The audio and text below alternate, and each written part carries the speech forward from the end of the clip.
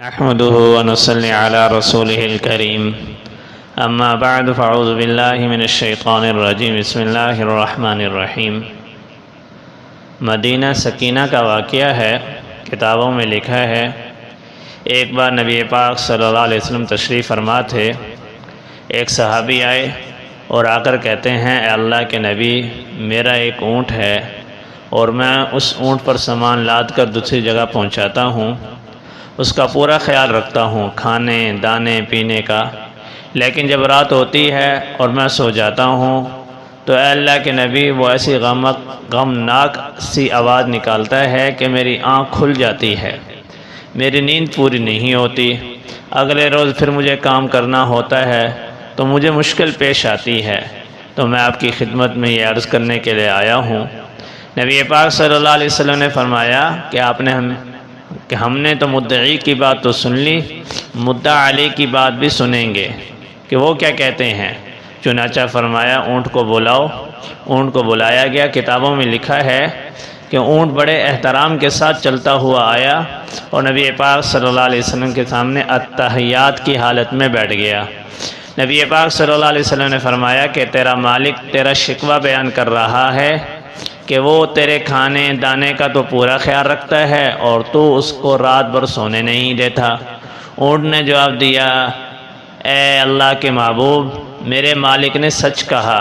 کہ میرے کھانے دانے کا پورا خیال رکھتے ہیں۔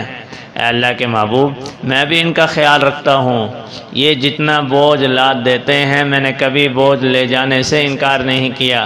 ہمیشہ میں بھی بوجھ پہنچا دیتا ہوں، یہ بھی محنت کرتے ہیں میں بھی محنت کرتا ہوں، ہم دونوں تھکے ہوئے شام کو گھر واپس لوٹتے ہیں۔ اے اللہ کے محبوب، یہ مغرب کے بعد کھانا کھا کر تھکاوٹ کی وجہ سے تھوڑی دیر آرام کرنے کے لیے لیٹ جاتے ہیں،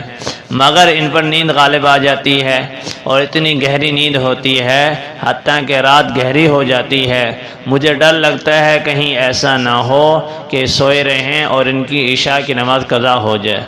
اس ڈر کی وجہ سے میں رات کو نہیں سوتا، تھکاوٹ کے باوجود تھوڑی تھوڑی دیر کے بعد غمناک آوازیں نکالتا ہوں اور ان کو جگاتا ہوں کہ میرا مالک جاگ لے اور اپنے مالک کے حکم کو پورا کر لے، قیامت کے دن کہیں مجھ سے بھی نہ پوچھا جائے کہ تو اس کا ساتھی تھا، ساتھ بیٹھا ہوتا تھا، تو ہی جگا دیتا تاکہ میرا حکم پورا کر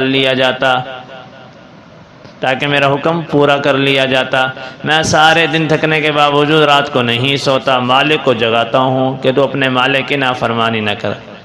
کتنی حیرت کی بات ہے کہ ان جانوروں کو بھی اللہ نے ایسا خوف عطا فرمایا، ہم تو اشرف المخلوقات ہیں، ہمیں بھی اللہ رب العزت سے اس خوف کو مانگنے کی ضرورت ہے، اللہ ہمیں ایسا خوف عطا فرمائے، ہم گناہوں سے معصیت سے بچ کر زندگی گزارنے لگیں۔